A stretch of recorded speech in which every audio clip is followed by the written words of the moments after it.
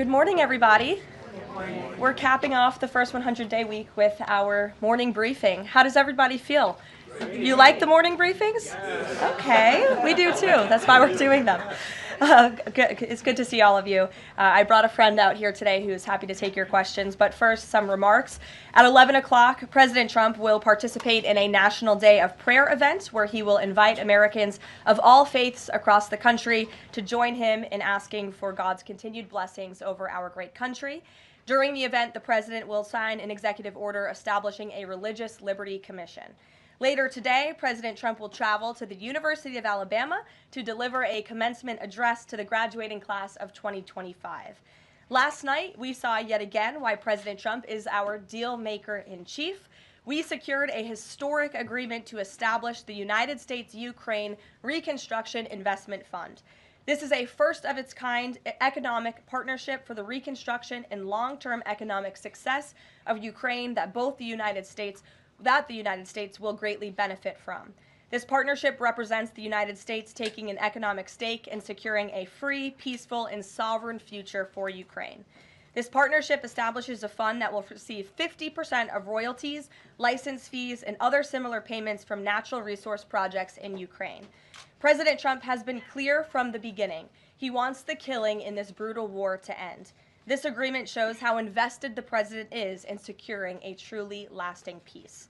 To mark President Trump's triumphant first 100 days in office, we've detailed all week how President Trump has been hard at work delivering on the promises he made to the American people. And yesterday, the president once again showcased why he is the most transparent and accessible president in American history when he held his fourth open press cabinet meeting. Every cabinet secretary went into great detail, explaining how their respective agencies are making life better for American families and businesses. And then the president allowed all of you to ask questions on anything you wanted afterwards. One of the main reasons President Trump won nearly 80 million votes, swept all 7 battleground states, and received a resounding mandate from the American public is because of the contrast he presented during the campaign and continues to this day. Everything in President Trump's agenda is grounded in one thing: common sense. While the Democrat Party went off the deep end and doubled down on pure craziness, President Trump pledged to restore common sense back to the United States of America. In a little more than 3 months, that's exactly what he's done. He recognized that America is a sovereign nation that cannot survive if it does not protect its territorial borders. So he secured the border in record time and ended the mass invasion of tens of millions of illegal aliens into our homeland. The president knows his top responsibility is ensuring the safety of the American people, which is why he's arresting violent illegal alien invaders in our communities who threaten our public safety. And it's unacceptable to President Trump to allow rampant waste, fraud, and abuse of Americans' precious tax dollars, which is why the president championed a historic DOGE effort that saved nearly $200 billion already. President Trump knows America is blessed with an abundance of liquid gold below our feet in the form of fossil fuels. So he ended Joe Biden's reckless war on American energy and is restoring American energy dominance to lower costs and strengthen our national security. President Trump believes Americans should be free to drive whatever car they want, so he ended Joe Biden's disastrous EV mandate and promoted true consumer choice. President Trump stood up for the Constitution's promise of colorblind equality before the law, so he terminated radical DEI preferencing and federal contracting and directed federal agencies to relentlessly combat private sector discrimination. DEI seeks to divide and pit Americans against each other based on immutable characteristics. President Trump put an end to it. In President Trump's America, individual dignity, hard work, and excellence are the only things that will determine if you get ahead. President Trump is a proud free speech champion, which is why he ended Joe Biden's trampling of free speech rights and the federal government's censorship of American speech on online platforms. The president believes college students have a right to speak their minds and go to school safely. Again, common sense. So he took bold action to protect Jewish American students from harassment by pro-Hamas radicals on their campuses. And President Trump knows that America's children are our future, and he'll never stop fighting for them. That's why he ended the radical, un-American indoctrination of children by eliminating support for divisive, radical gender ideology and equity ideology, and why the president protected parents' fundamental rights. And lastly, the president believes in fundamental biology. Isn't that something? which is why he made it the official policy of the United States government that there are only two sexes, male and female. And because men and women are biologically different, President Trump ended the unfair, demeaning practice of forcing women to compete against men in sports and having their private spaces invaded. When President Trump promised a complete restoration of America and the revolution of common sense, he meant it. And over the next 100 days, get ready for historic trade deals, budget deals, and peace deals. For more on President Trump's common sense revolution, I will turn it over to our White House Deputy Chief of Staff for Policy, Stephen Miller. Stephen, thanks for coming in today. Thank you, Caroline. Great to be up here with you, and great to see so many familiar faces I've had a chance to get to know over a number of years as we gather this morning to continue our celebration of President Trump's unprecedented and historic first 100 days in office, what are without doubt the greatest 100 days to begin any American presidency in the history of this nation. This week you've heard about the historic actions President Trump has taken to secure our homeland, to secure our sovereignty, to secure our economy and our supply chains and our industrial base. Today you're also going to hear from me about what President Trump has done to secure our values, our culture, and our way of life from the unwavering assault from the radical left and the communists and the Democrat Party. One of the most significant crises that President Trump inherited upon taking office was the wave of racial discrimination, so-called diversity, equity, and inclusion policies that have taken over both public sector and private sector entities all across the United States of America. Perhaps the most dramatic example of this is that our air traffic controllers were being hired and promoted based on race and gender, not their ability to conduct our nation's air traffic. I would estimate that probably 90% of Americans would agree with the statement that airline safety should be based on your ability to keep, airline safety jobs should be based on your ability to keep planes landing and taking off and flying safely, not on what demographic box you check. President Trump has ended across the entire federal government all hiring, recruiting, retention, promotion, and training based on race and sex. This includes in our law enforcement agencies.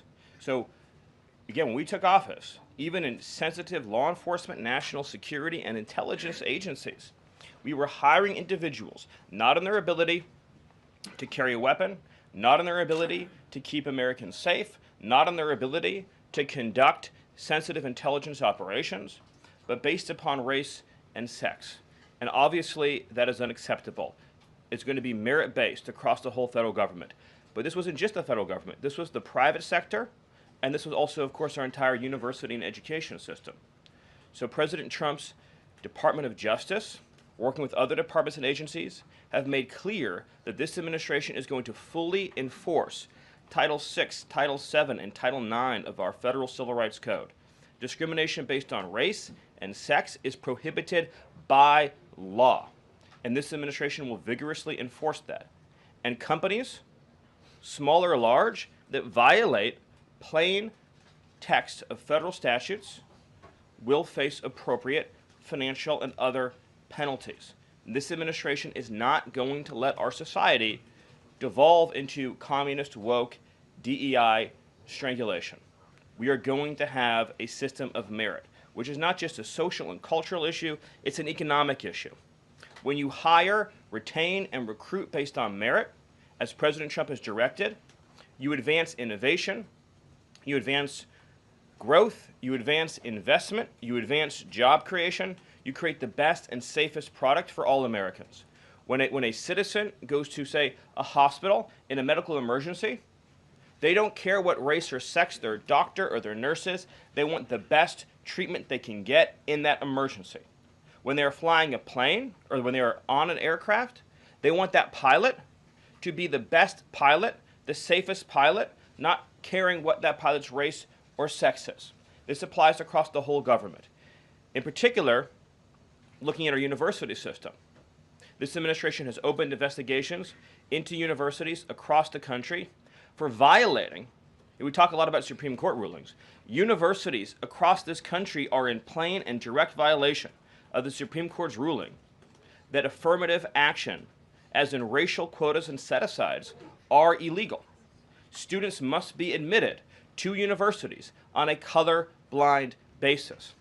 But we have demonstrated through clear evidence that our university system, including our medical schools, and perhaps particularly our medical schools, are engaging in race-based discrimination, racial set-asides, racial quota schemes, and other efforts to evade the Supreme Court's ruling, and again, the plain text of federal statute. So universities are on notice, and universities are already facing the financial consequences of their noncompliance with federal law. The clearest example that we're all familiar with, of course, being Harvard, which is engaged in repeat, systemic, and sustained violations of federal civil rights law. Another area of civil rights law that we talk about a lot, of course, is Title IX, sex-based discrimination. And this administration ended the Biden administration's policy and the Democrat Party's policy of allowing men into women's sports, men into women's spaces. We are using every single legal and financial tool we have at President Trump's direction to make it clear that schools and universities are and will lose federal funds, as you've seen in Maine, if you allow men to invade women's sports and women's spaces. And this applies to our whole K-12 system. The Department of Justice is also coordinating with state and local law enforcement to fight child abuse in our school systems. It is child abuse to change a child's gender, particularly if you do not inform the parents. In other words, if a 5-year-old or a 6-year-old goes to school, or a 7-year-old goes to school, and the teacher tries to turn the boy into a girl or the girl into a boy, that is child abuse. And this administration is treating that as child abuse. And it is a gross violation of parental rights. This also includes the administration's message to our hospital systems that they cannot and will not be allowed to use taxpayer dollars to perform chemical castrations and sexual mutilations of children. Castration surgeries, castration drugs, sterilization treatments of children are barbaric. They violate all sound medical ethics. They are completely unwarranted. They harm children for life, irreversibly. It is child torture. It is child abuse. It is medical malpractice.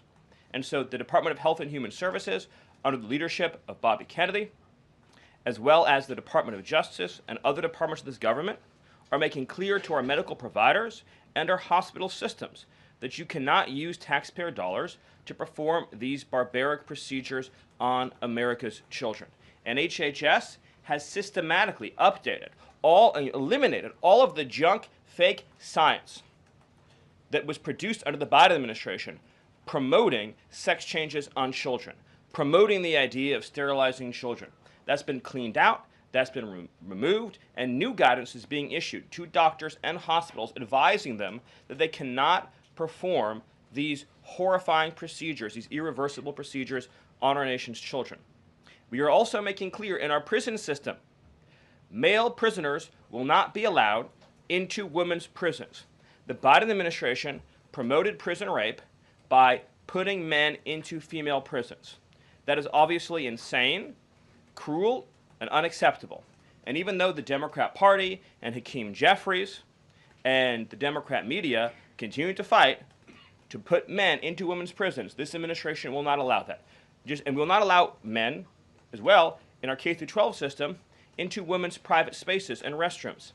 We have seen horrifying example after example of young girls being sexually assaulted because school districts have allowed men into women's and girls' private spaces. This administration, President Trump, is at the forefront of protecting women and protecting girls. And nowhere is that clearer than when we are talking about fighting radical gender ideology. This administration is also fighting to get critical race theory out of our school districts. Children will be taught to love America. Children will be taught to be patriots. Children will be taught civic values for schools that want federal taxpayer funding. So as we close the Department of Education and we provide funding to states, we are going to make sure that these funds are not being used to promote communist ideology. For any nation to be successful, it cannot teach its children to hate themselves and to hate their country. So these are a few of the areas in which President Trump has fought the cancerous communist woke culture that was destroying this country, where we were led to believe that men were women, that women were men, that racial discrimination was good, that merit was bad, and that safety and physical security matter less than the feelings of liberal ideologues. The president has also fought to return the Department of Justice to its core mission of protecting public safety and locking up violent criminals, instead of using the Department of Justice to target conservatives, to target Christians, to target people of faith. The last administration cruelly and shamefully used the power of the Justice Department to go after law-abiding Americans, in particular Trump supporters, conservatives, and Christians. That persecution has ended. The Department of Justice and the FBI are back in the business of going after bad guys, of going after gangs, of going after criminals, and keeping Americans safe. Let me just conclude before taking questions by noting that when you look at the sweep of the first 100 days, every single crisis that has afflicted America for years, sometimes decades, sometimes generations, this president has fought head on. He has taken on every entrenched power structure and system all across this government, this swamp, this town.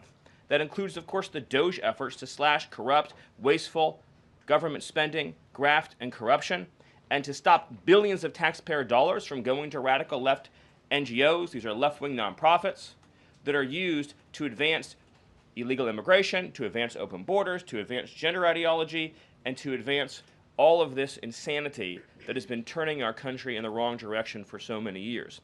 President Trump took head on the trade crisis afflicting this country with the destruction of our manufacturing and industrial base, the shameful betrayal of the American worker by Joe Biden and the globalists that sent all of our supply chains overseas. He took head on the catastrophe of mass, unlimited illegal immigration that was turning us into a failed third world state, and achieved the lowest level of illegal immigration in recorded history without even a close second.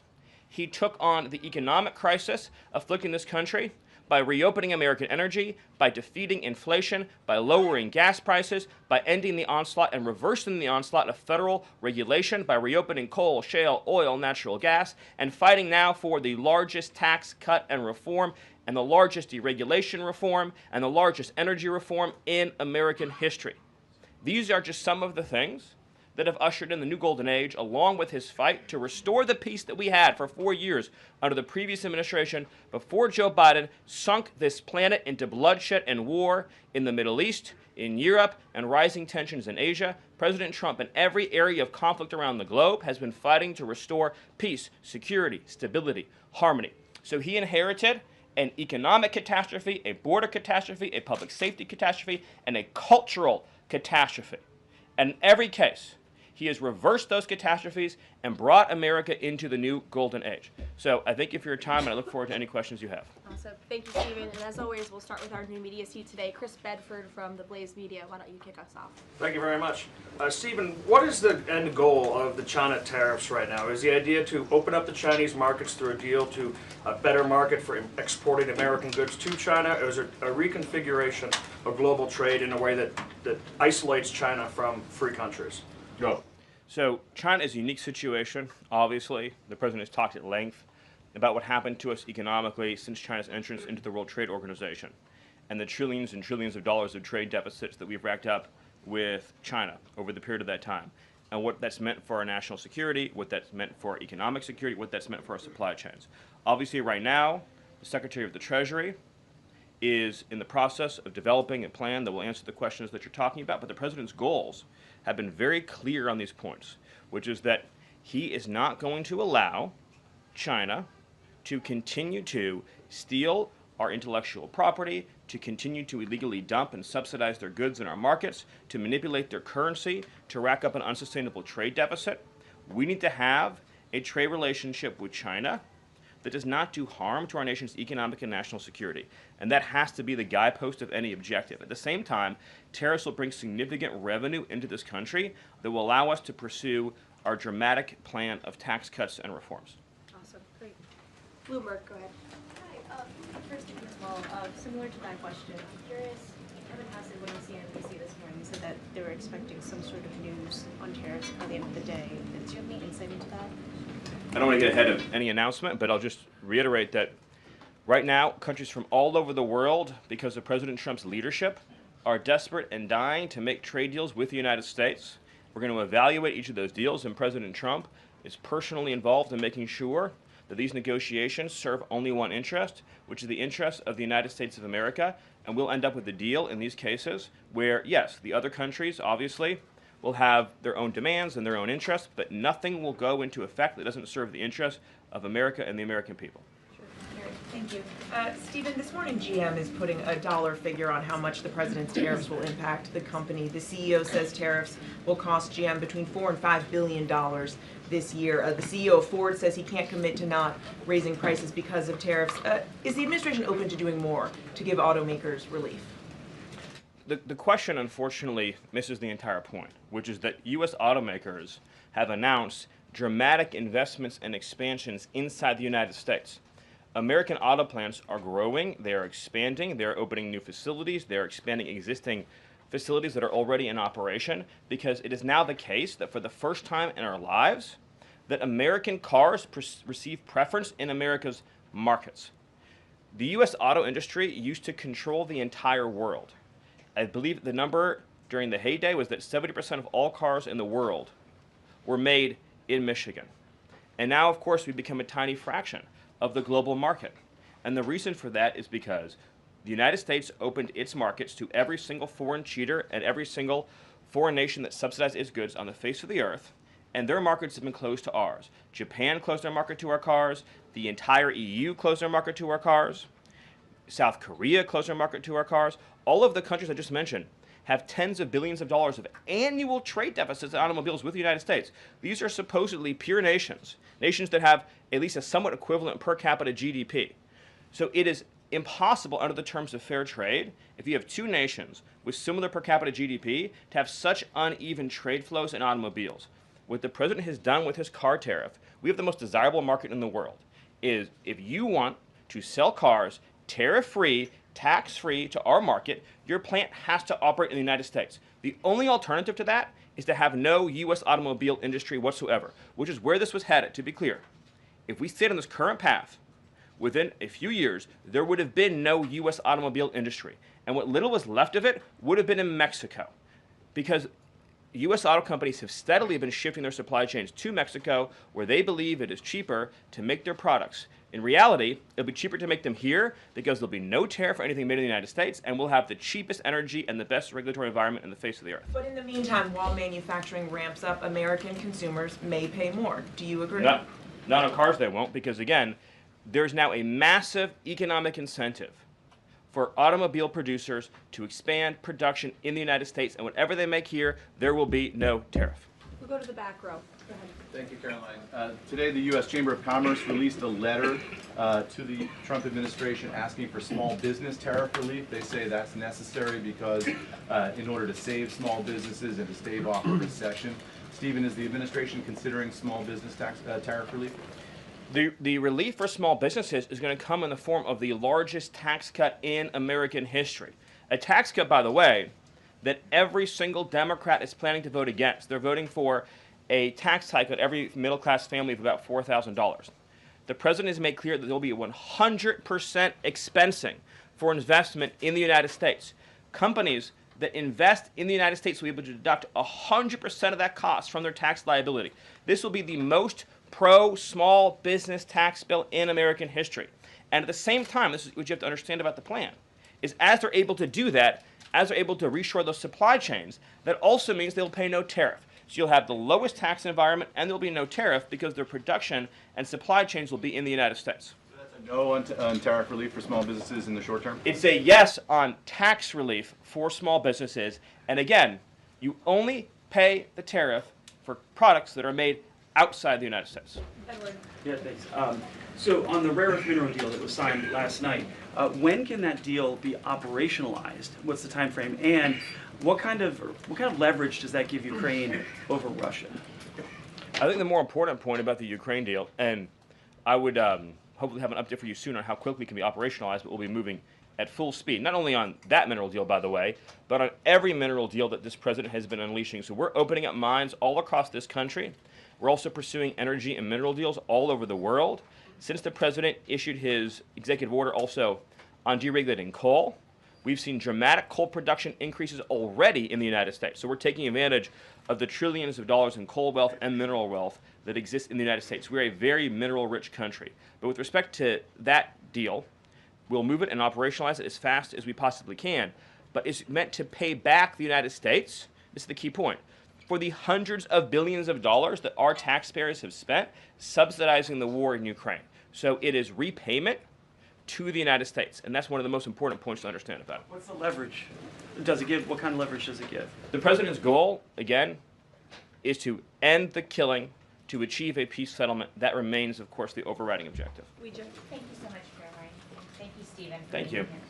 This administration has stressed the need for price transparency for things like healthcare bills and concert tickets. So why is it a political and hostile act for Amazon to display price transparency on consumer goods? Well, I think it's the wrong way of looking at it, which is why would, first of all, that proposal is gone now, but why would Amazon, of all the different things that go into a theoretical price input, right? For example, does Amazon list the cost of California's regulations on everything made in California?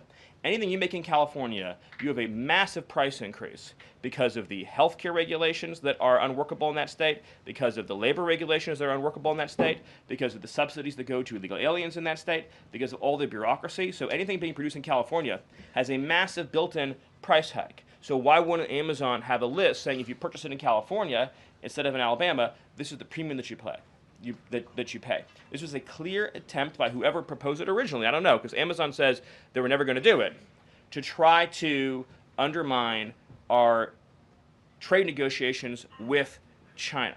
I'll make another important point on this, which is that there's been many complaints about the fact that there are a lot of products that are sold on Amazon that are actually rip-offs of American products that are then stolen by China, and then they take our IP and they put them into products to try to undersell our manufacturers. So to the extent that we are engaged in labeling issues on Amazon, I would say that would be the most significant one to fix, is making sure we're not undercutting American consumers. And then one on Abrego Garcia, please. The administration is reportedly inquiring about his return. Is that to check a box for compliance, or does President Trump want him back on U.S. soil, or both? So, as Secretary Rubio said yesterday in the cabinet meeting, this administration is not going to publicly discuss the inside details of our foreign policy and negotiations with a foreign country. And in particular, we are not going to allow a district court judge to try to become the Secretary of State. Secretary Rubio is the one who, under his leadership and direction at the State Department, is managing the day-to-day relationship with El Salvador. Let's just take a moment, number one, to express our gratitude to El Salvador for agreeing to take some of the most dangerous terrorists off of America's streets and to put them into a safe environment where they cannot continue to engage in acts of terrorism or coordination with the Maduro regime. You may have seen recently an FBI assessment that was unclassified that said that the Maduro regime is using and planning to use trained Nicaragua terrorists to carry out assassination plots on American soil. Now, very few in this room covered that. I'll let you all ask yourselves why you didn't cover it and why your editors didn't assign that story to you. Something I think you should think about on your own. But this is a earth-shattering piece of news. The Biden administration imported a terrorist army that our own FBI assesses is planning assassination strikes on American soil against critics of the Maduro regime. Those are the terrorists that President Trump is finding and apprehending that our Democrat judges and Democrat activists are trying to keep on U.S. soil. Trained Nicaragua has the same legal status as Al-Qaeda and ISIS. MS-13 has the same legal status as Al-Qaeda and ISIS. These are foreign terrorists operating on our soil. And our gratitude to El Salvador for agreeing to take custody of these terrorists is immense. With respect to the case that you mentioned, there has now even been more evidence that has been made public of this person's violent, repeated threats and assaults against his spouse, someone who had repeated, documented human trafficking and human smuggling offenses, somebody that has extensively documented membership in MS-13, a terrorist organization, and of course he had MS-13 tattooed on his knuckles. This is a person that was a clear and present danger to the safety of the American people. And it is a sad reflection on the state of our media and many of the outlets represented in this room that you obsessively try to shill for this MS-13 terrorist, well, no coverage occurred in your papers about any of the Americans that were raped and tortured and murdered by the illegals that Biden was importing into our country. You know, you talk about due process. The Biden administration made the decision to give extensive due process to 2 trained Nicaragua terrorists that were apprehended at the border just a couple years ago. They were 2 gentlemen. They were from Venezuela. They were members of trained Nicaragua. The Biden administration Border Patrol apprehended them and made the decision to provide them with extensive due process, put them onto a program known as supervised release, and put them on ankle monitors so that they could go through a lengthy legal, judicial determination as to whether these legal aliens who had just set foot on U.S. soil might want to live in the United States for the rest of their lives. What was the result of that decision? What was the result of that choice that was made? Those 2 men kidnapped a young girl named Jocelyn Ungary from her family. They beat her, they sexually assaulted her, they tortured her, they stripped her, they murdered her, and they dumped her body. That is what the Biden administration's policy was. Most of your papers never covered her story when it happened. To the extent that you covered it at all, it was because President Trump forced you to cover it by highlighting it repeatedly over and over again. He had to shame you into covering it. And each and every one of you that sides over and over again with these MS-13 terrorists, to the extent that you have the financial means to do so, you all choose to live in condos or homes or houses as far away from these kinds of gangbangers as you possibly can. If I offered any one of you a rent-free home with no taxes to pay in any of these gang neighborhoods, and I said your neighbors are MS-13 terrorists or Mexican mafia or Sinaloa cartel or trained Nicaragua, I couldn't pay you to live there. But yet you, with your coverage, are trying to force innocent Americans to have these people as their neighbors, and that one day their daughter may be abducted from their home and raped and murdered. So you're not going to get an ounce of sympathy from this administration or President Trump for the terrorists who've invaded our homes and our country. Awesome. Thank you. Peter, we'll take a couple more questions. A couple questions on DOGE, of course, because that's the topic that you're here to speak about. But I want to ask you one other question about the topic of prices. We heard from the president on this just yesterday, right now, on prices and the risk that there could be some short-term, as he said, shortages. He was referring specifically to dolls. What do you tell Americans right now, Stephen, who say they can't afford to, in the president's words, be patient? Americans who voted for President Trump on his promise that he would lower prices across the board on day one. But he did lower prices across the board on day one. Well, grocery prices last month went up 0.4%, of course. So I mean, just across the board, not exclusively eggs. Inflation, as you would acknowledge, is down substantially. Gas prices are down substantially. The new GDP report showed a 22% record increase in investment in the United States of America. So all of the, and don't even, egg prices, of course, which was all you guys talked about for a few days, I think are down like 80%. The reality is that we can either surrender economically to China, or we can reclaim and reshore our manufacturing base and our industrial needs. And it's not just China.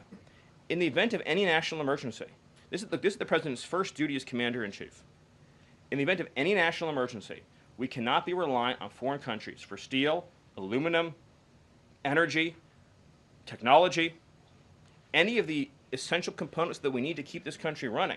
He is fulfilling his duty as commander-in-chief that every president before him had failed to fulfill or even actively betrayed. And despite inheriting all of this, as I mentioned, inflation down, jobs up, and particularly, by the way, jobs for American workers. So for the first time, you look at these jobs reports, the government workers are going down, which artificially, of course, increased previous job totals. The employment of non-citizens is going down. The employment of American citizens is exploding. Remember, all the job gains during the Biden administration, so-called gains, on net were for foreign workers. So if you look at the stock of American workers over his whole administration, they lost jobs on net. So if you're an American worker, you lived through 4 years of a Biden depression. That was the economic reality that now that President Trump is rescuing. And again, if you make your product in America, there's no tariff. And as we develop advanced manufacturing techniques, increased AI, increased robotics, it'll be cheaper and cheaper and cheaper to manufacture in America. But to be clear, you said that prices have gone down across the board. The president himself acknowledged that on toys you may end up paying, on dolls he was referring to, you may end up paying a little bit more right now. So in terms of he was making the point that I think almost every American consumer agrees with. If they had a choice between and I'm a parent of young children, you had a choice between a doll from China that might have, say, lead paint in it, that is not as well constructed as a doll made in America that has a higher environmental and regulatory standard and that is made to a higher degree of quality. And those two products are both on Amazon, that yes, you probably would be willing to pay more for a better made American product, but here's the key point. With the tax cuts, the regulation cuts, the energy price decrease, and everything else that President Trump is doing to unleash this era of American prosperity and prevent the road we were on to get off that road of financial ruin and doom, means that it will be cheaper than ever to make and manufacture in America. I think that answers your question. So I'm going to follow one more. Stephen, can I just... Caroline, can I ask the Doge question?